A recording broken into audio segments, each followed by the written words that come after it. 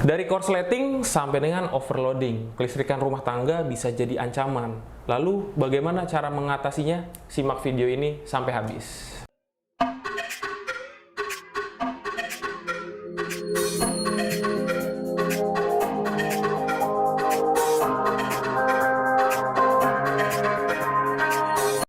Oke guys, jadi hari ini kita bikin video singkat podcast terkait dengan efisiensi kelistrikan rumah tangga dan permasalahan-permasalahannya. Sekarang lagi sama Mas Hafiz, kebetulan Mas Iwan lagi nggak bisa hadir di sini, jadi digantikan oleh Mas Hafiz.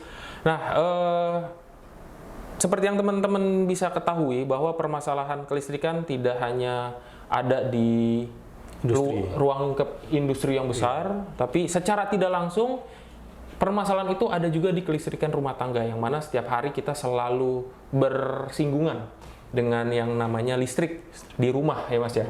Nah, cuma mungkin banyak orang yang belum tahu apa sih permasalahan kelistrikan pada rumah tangga. Gimana Mas? Jadi memang di rumah tangga itu sering diremehkan ya, kelistrikan itu jadi sering dianggap remeh, sering diabaikan, asal-asalan pemasangannya gitu, yang menyebabkan banyak terjadinya kebakaran, korsleting, terus lonjakan listrik atau kebocoran listrik gitu kan. Jadi ada beberapa masalah yang mungkin bisa kita bahas dan kita temukan di lapangan. Beberapa itu diantaranya adalah misalkan korsleting listrik. Nah, korsleting listrik itu misalkan dari instalasi kabel yang lama. Biasanya rumah-rumah lama, orang tua kita, nenek kita itu masih memakai kabel yang jadul tuh. Oh iya benar. Oh, yang di dalamnya masih ada lapisan seperti kain serat-seratnya gitu. Jadi itu ketika dimakan tikus bersinggungan lalu konslet. Oh, dan bisa kebakaran. Oke. Itu biasa juga kan instalasi gitu adanya di atas plafon ya. Di atas plafon. Dan ada tikus yang namanya tikus loteng. Jadi yang ya dia pemakan segalanya, bisa dia kikis pelan-pelan akhirnya putus. Dan ada juga misalkan rumah-rumah yang sekarang yang memakai plafon bajaringan. Bajaringan oke, memang dia menghantarkan listriknya tidak sebagus tembaga karena dia emang sudah daur ulang. Tetapi ketika ada kebocoran dan tidak memakai pengaman protektor kabelnya, itu bisa menyebabkan tersetrum nanti ya. Saat kita misalkan ada teknisi yang memasang AC, ada teknisi yang masang exhaust fan misalkan yang bekerja di plafon itu bisa kesetrum.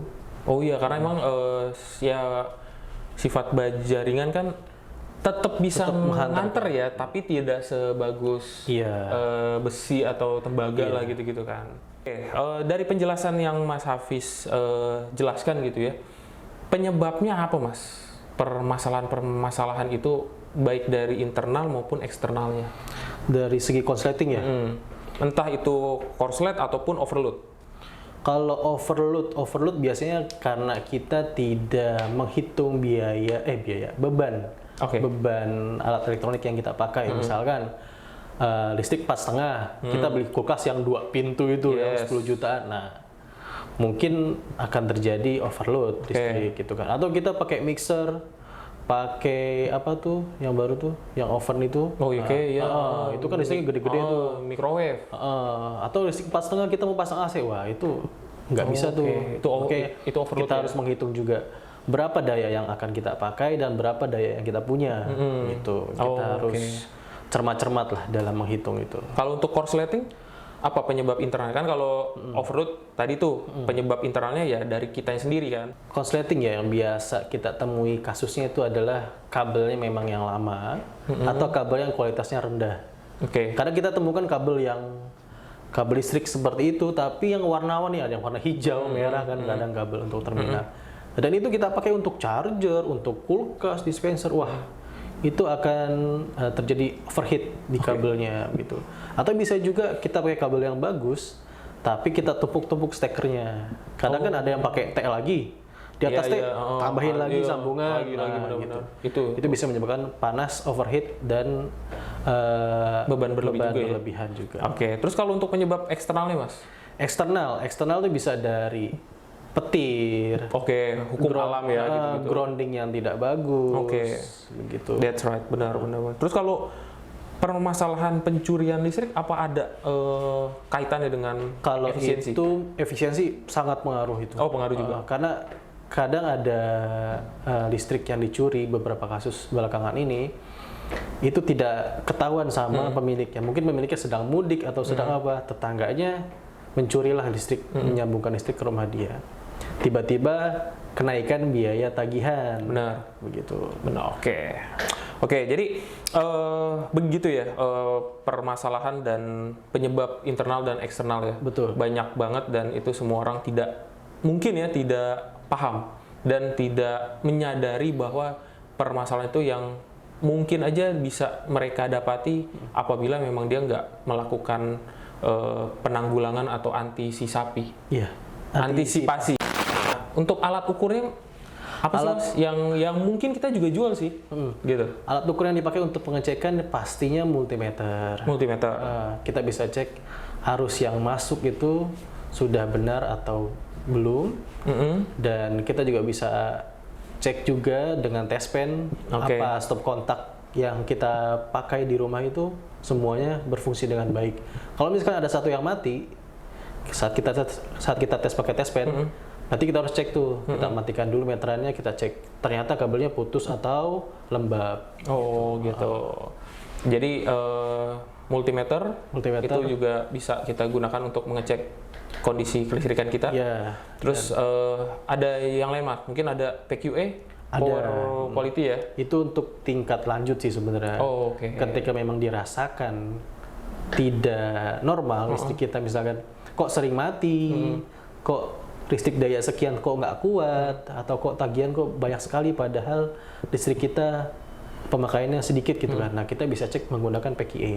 Oke, cuma kalau PQE memang sebetulnya tidak diperuntukkan untuk rumah tangga ya Mas, karena emang harganya dan pengalaman menggunakannya juga harus dipastikan gitu kan. Karena untuk PQE mungkin untuk ke vendor kali ya, tapi memang itu bisa digunakan juga untuk mengukur.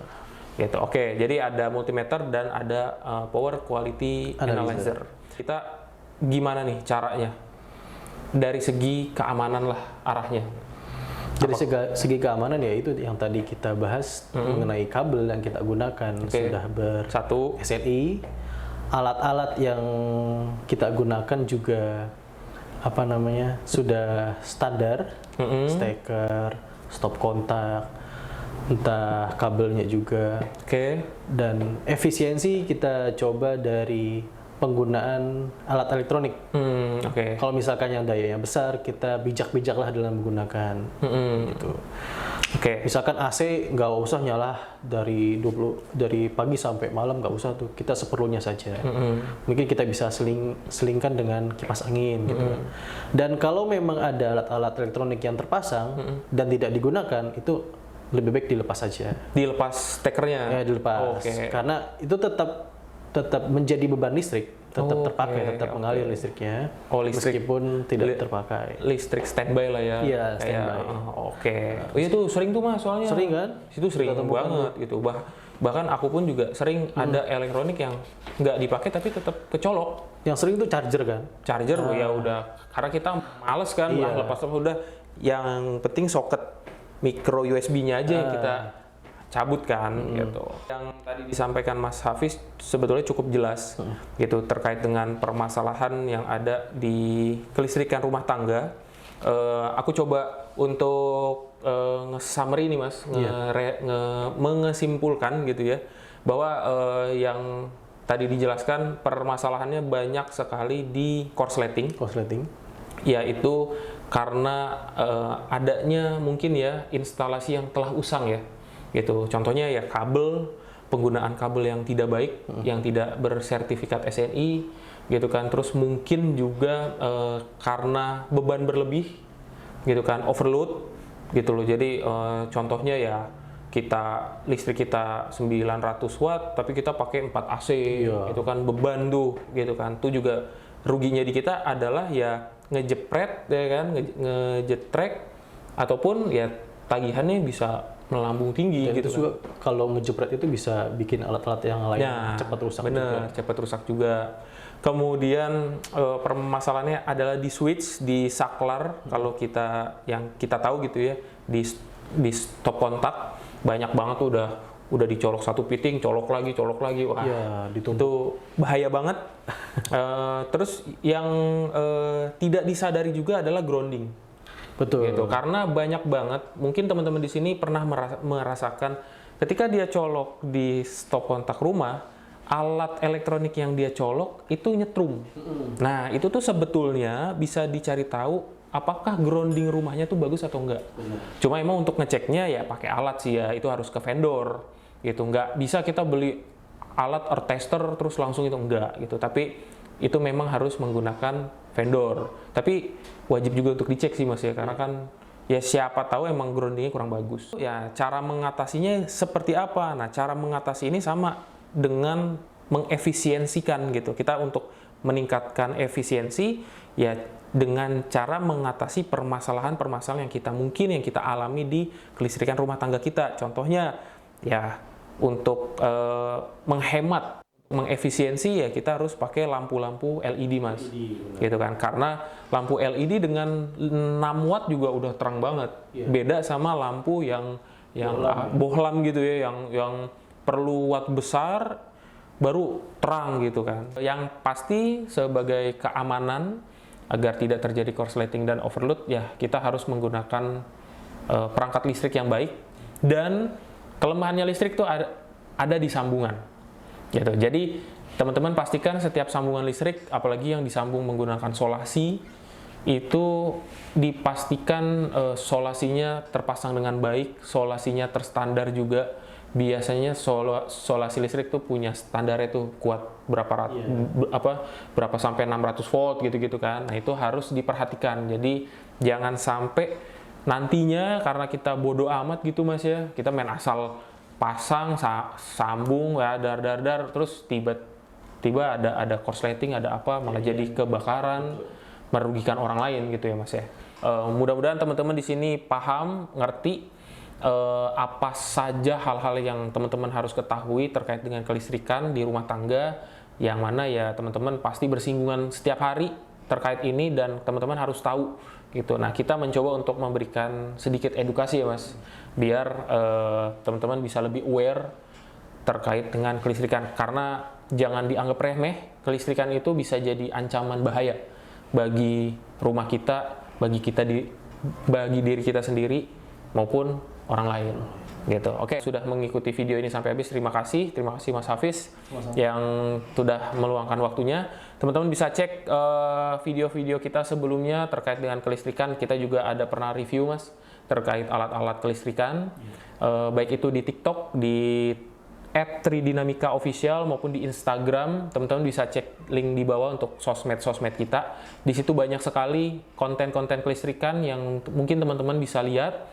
Kemudian kalau misalkan bagi teman-teman nih yang bergerak di bidang vendor kelistrikan yang butuh alat-alat ukur, itu bisa langsung menghubungi tim sales kita di WA maupun di email. Kontaknya ada di deskripsi di bawah. Kemudian apalagi ya? Ya, itu sih. Dan kalau mau melihat banyak produk yang kita jual, itu bisa kunjungi website di www.tridinamika.com. Tuh ada mau beli multimeter, PQE Mas ya, atau tang ampere nih, atau clamp meter gitu-gitu. Nah, bisa tuh cek. Kita udah ada page produk di website. Jadi tinggal langsung cek, disesuaikan dengan kebutuhan, kemudian langsung kontak di sales kita aja. Gitu aja deh. Teman-teman, terima kasih yang telah menonton.